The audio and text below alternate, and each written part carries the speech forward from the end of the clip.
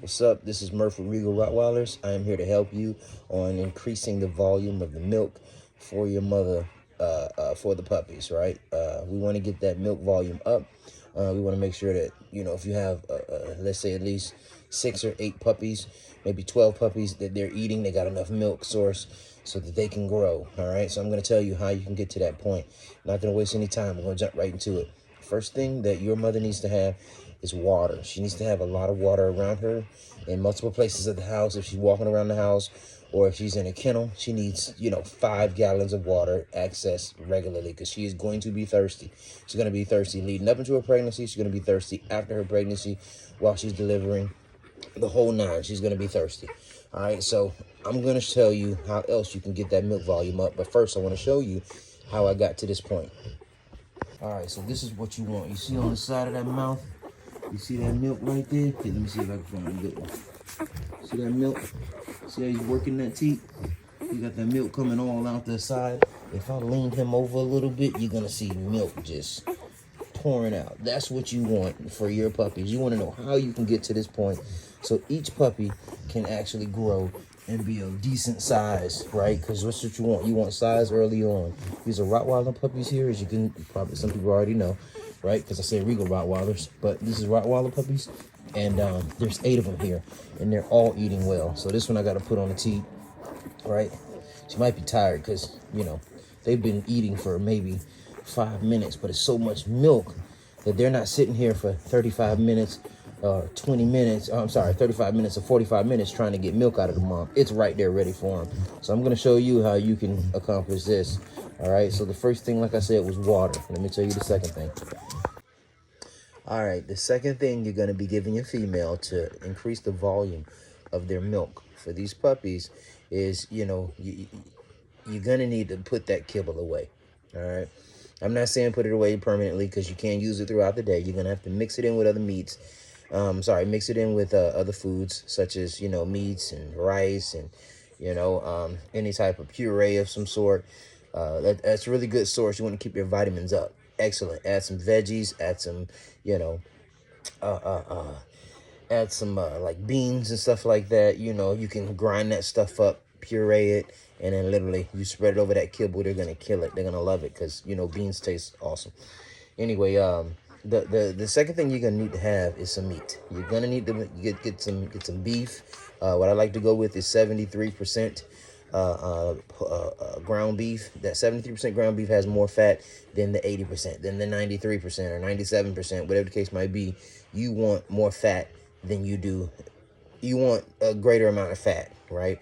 So that fat is going to translate into the milk. All right.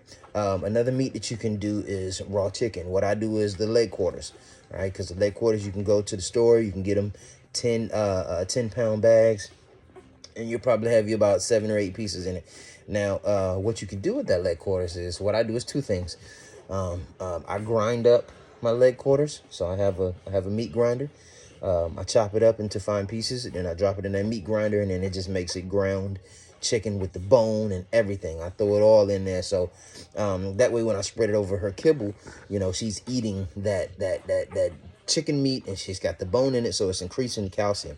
And calcium is quintessential for puppies. All right, don't forget about your vitamin A's. Your vitamin A's is what you're gonna have to focus on too. Vitamin A is very important when you're talking about producing milk, building puppies. So that's where your vegetables and some of your fruits come in. All right. So essentially, another way you can serve that chicken is by just not even grinding it. Giving it to her in small pieces.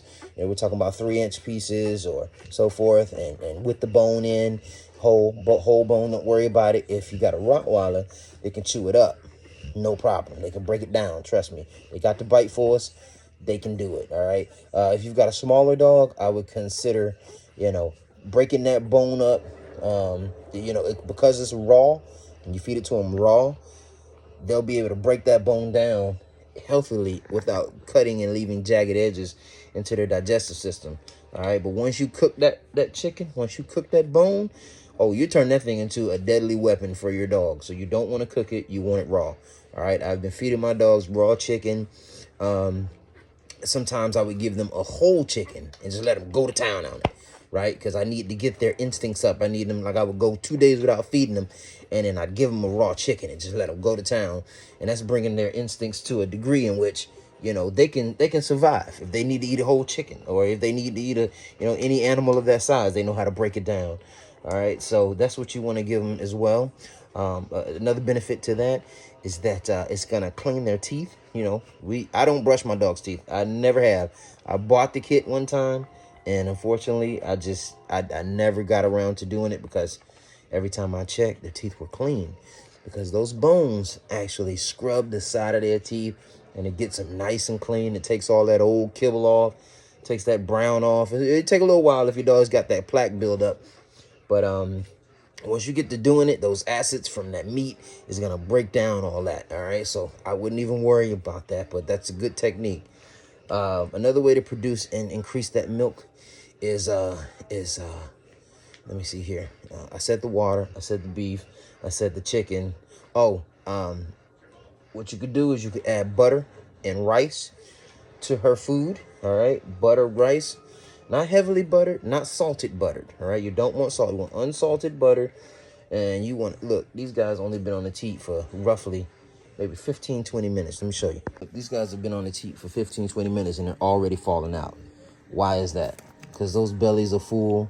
They've gotten the milk out of her. She was stored up very well, and she's been feeding all night. This ain't like, oh, they've been, you know, they just ate, you know, an hour ago. No, they ate like 2 hours ago.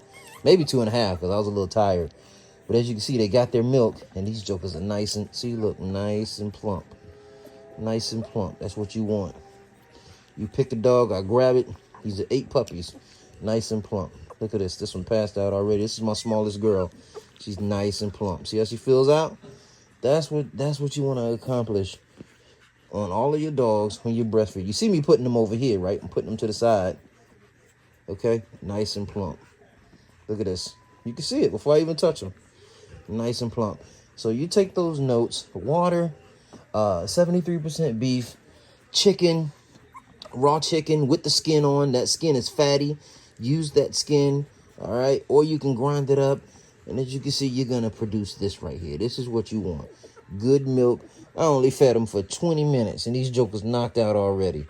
All right, so if you need any more tips, feel free to come to Regal Rottweilers. If I posted anything, click on it and see, because let me tell you, I only give you proof that things work. I'm not going to sit here and tell you, oh, this is what you got to do, and it might work for your dog, and da-da-da. All right, I can say that, but I can also show you that it works for my dog, right? Now, Emma, I'm working on Emma. I got to take care of these dry rot areas, rain rot areas. And I'm getting her back right. But ultimately, if you look at her coat, it's nice and shiny. Nice and shiny. All right. And the reason why she has a nice and shiny coat is because of that beef, man. That beef does so much for the mom, just as it does for the puppies. So you want to be mindful that, you know, what you feed her, not only do the puppies receive it, but her body has to gain from it as well. So that's why we give her the raw chicken with the skin on and the bone inside, because that calcium increases her health, and it increases her bone structure and the puppy's bone structure. Everybody's winning here, and that's what you want. Excuse my setup. I got them on the side of the bed. I was sleeping last night, and I just used the old towel. It was a clean towel until they start pooping on it, but ultimately, they're comfortable. They're falling asleep, so I'm going to put them away. All right? If you have any other questions, hit me up, and we're good. 850-443-6379. 850-443-6379. Call me. Deuce. All right, guys. The third way that you're going to increase the milk production of your female is by playing with them. You got to go out and have fun, man. Look, she doesn't want to breastfeed if that's all she's doing. All right? In between those breaks when the puppies are resting, you got to get them outside. You got to throw that ball, and you got to play with them. See Mama right there? Mama is happy. She's excited. She's ready to chase this ball. Now, if this dog looks familiar, let me tell you where she's from. She has Edelstein in her bloodline. She is the daughter of John Rambo, von der Alten Festone. She is the granddaughter of Eminem, von Haas Edelstein. She is of great quality. So that's why she looks so regal as she does. That's why we call our brand Regal Rottweilers. She is ready to play. We're gonna get her active. As you can see, she's patient. All right. It's okay to get them hype in between feedings, because ultimately, if your dog has good temperament and good discipline, it can calm down and go back to work when it's time to feed those puppies.